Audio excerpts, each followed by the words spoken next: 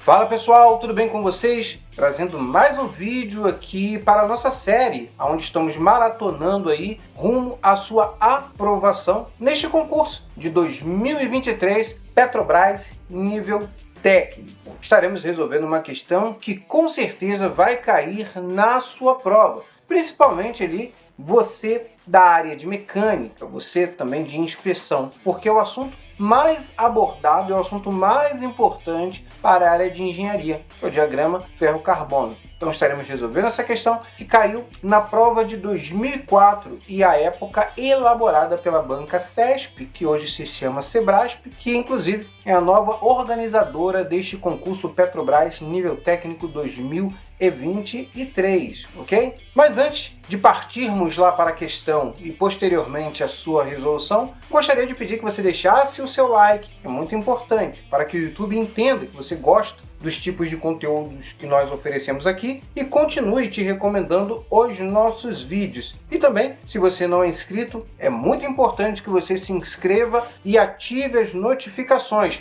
porque estamos postando regularmente vídeos novos que vão te auxiliar aí na sua aprovação, ok? Então, sem mais delongas, vamos lá para a questão. É dito o seguinte: os aços são ligas metálicas de ferro e carbono, largamente empregadas na indústria em geral, especialmente na indústria petrolífera. O diagrama ferro-carbono é um dos principais instrumentos utilizados na metalurgia do aço e é capaz de fornecer várias informações acerca dessas ligas. Considerando o diagrama ferro-carbono apresentado acima, julgue os itens que se seguem, né? Então a gente consegue ver que a banca, a Sebrasp, hoje, né, a antiga CESP, ela gosta muito de trabalhar com questões sequenciadas, né? Ela dá um tema e vai desenvolvendo as questões em cima daquele tema. Aqui são 5 questões, tá? A gente vai resolver a primeira. Se vocês quiserem que nós venhamos resolver as próximas, vocês deixam aqui embaixo nos comentários, tá? Eu vou resolver ali a primeira. Lembrando que todo esse conteúdo aqui, essa resolução está lá dentro do modo turbo, caso você queira, o link está aqui embaixo na descrição, tá bom? Questão de número 89. É dito o seguinte: na temperatura de 1100 graus Celsius, o aço A indicado está na forma de austenita. Tá? Quando você pega a parte inferior ali do gráfico, você vai ver que ele está determinando dois tipos de aço, o aço A e o aço B. Ele quer o aço A. Lembrando, pessoal, para você conseguir resolver essa questão aqui, você precisaria lembrar de um conceito que nós estudamos, que é o conceito de alotropia. Vamos relembrar um pouquinho o que vem a ser este fenômeno, tá?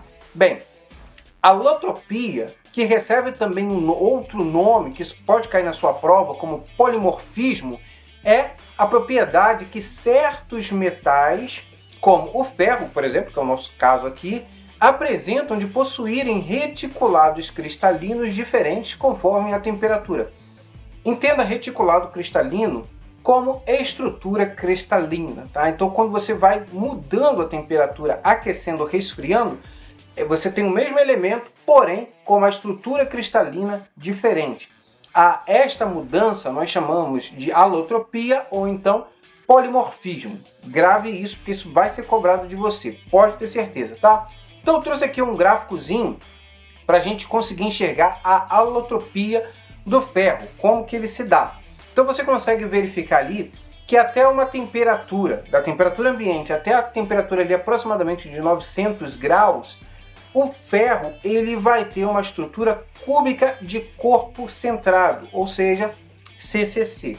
A partir mais ou menos ali de 912 graus Celsius, ele já começa a entrar num outro campo, que é o campo austenítico, né? Onde ele vai possuir uma estrutura cúbica de face centrada, ok? E quando nós continuamos aquecendo ele, e aqui acontece uma coisa muito interessante com o ferro, ele já vai passar para a fase delta, chamada de ferro delta, tá? Quase se transformando em líquido, porém ele vai ter uma estrutura cúbica de corpo centrado novamente, isso mesmo, tá? Então isso acontece com o ferro. cúbica de corpo centrado, aqueceu acima de 900 graus Celsius aproximadamente, cúbica de face centrada. Continuou aquecendo um pouquinho antes ali de ele se transformar em líquido, cúbico de face ou cúbico de corpo centrado novamente, tá? CCC. Isso acontece tanto para o aquecimento quanto para o resfriamento. Então, vamos detalhar isso aqui para vocês. Bem, no caso do ferro, por exemplo, aquecendo-se esse metal a cerca de 912 graus Celsius, como eu citei para vocês, o reticulado cúbico de corpo centrado passa a reticulado cúbico de face centrada. A primeira forma alotrópica que ocorre na faixa de temperaturas ambiente até 912 graus Celsius é designada por alfa, né? O ferro alfa que nós conhecemos por ferrita. E a segunda forma que ocorre a 912 graus Celsius é chamada de fase gama, ou ferro gama, austenita. Bem, essa mudança alotrópica é reversível, como eu citei para você. Isso acontece tanto para o aquecimento quanto para o resfriamento. Bem, agora vamos pegar aqui o nosso gráfico, o nosso diagrama ferro-carbono. Algo muito importante também que você precisa saber sobre esse diagrama. O posicionamento ali dentro do gráfico, tá? Do aço que ele está se referindo. Ele está falando ali sobre um aço A. Esse aço A, você consegue verificar que ele possui 0,4% de carbono em sua composição. E no que isso vai interferir? Nisso aqui.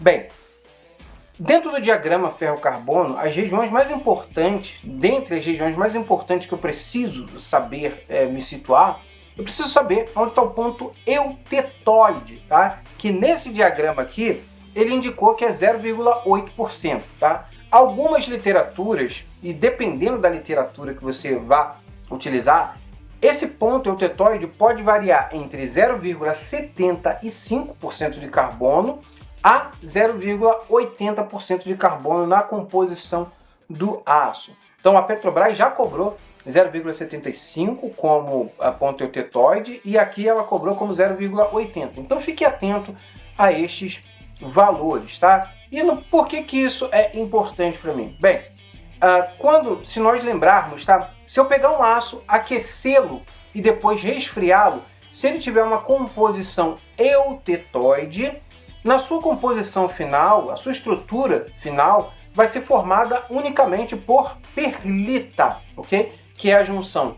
da ferrita e da cementita, ou seja, do ferro alfa e o carbeto de ferro. Agora, se eu tiver um aço hipoeutetoide, ou seja, se o percentual de carbono na composição do meu aço for inferior à do ponto eutetoide, eu terei a ferrita mais a perlita. Se ele for hipereutetoide, ou seja, se o percentual de carbono em sua composição for superior à do ponto eutetoide, eu vou ter a cementita mais a perlita. No nosso caso aqui, como o nosso aço ele possui 0,4% de carbono em sua composição e isso é menor do que 0,8%, que é o ponto eutetoide, então eu estou me referindo ao aço hipoeutetoide, ok? Então, vejamos aqui que eu separei para vocês. Então, do ponto eutetoide para a esquerda, ou seja, com percentual de carbono inferior, eu tenho aço hipoeutetoide. Para a direita, hipereutetoide. Lembrando que o percentual de carbono na composição da liga ferro-carbono, para que ele seja caracterizado como aço, vai até 2,11%. Há literaturas que vão falar 2,14%, ok? Porém, com percentual de carbono assim tão alto, não é comercialmente interessante, ok? Porque você tem ali uma liga muito dura e muito frágil. Mas depois nós falamos sobre isso. Então, sabemos que estamos nos referindo aqui nesse exercício, ou nessa questão, para um aço hipoeutetoide. O que isso significa? Bem, então, nessa região aqui, inicialmente, da temperatura ambiente até 727 graus Celsius, nós teremos ali a ferrita mais a perlita.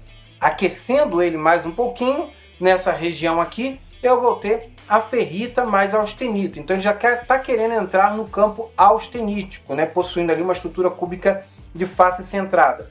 Continuo aquecendo esse meu aço hipoeutetoide até uma temperatura de 1100 graus, como foi dito na questão. Aqui eu terei o nosso ferro gama, com uma estrutura cúbica de face centrada que nós conhecemos por austenita. Isso, assim, nós conseguiremos verificar que na temperatura de 1100 graus Celsius, o aço A, que é o nosso aço hipoeutetoide, está de fato na forma gama, né, ou seja, também chamada ali de austenita, com uma estrutura cristalina cúbica de face centrada. Portanto, a questão de número 89 está certa, está correta, ok? Então é isso aí, pessoal. Essa questão vai cair na sua prova, pode ter certeza, tá? Você precisa ir com este assunto super afiado, aí você não pode deixar passar essa questão, porque com certeza vão ter questões ali mais difíceis, mais complicadas, que você vai perder mais tempo. Então, essa questão aqui, eu estou avisando você que isso vai cair na sua prova, tá? Então esteja afiado aí com o diagrama ferro-carbono, principalmente, dentre outros diagramas, tá? Mas o diagrama ferro-carbono você não pode errar, beleza?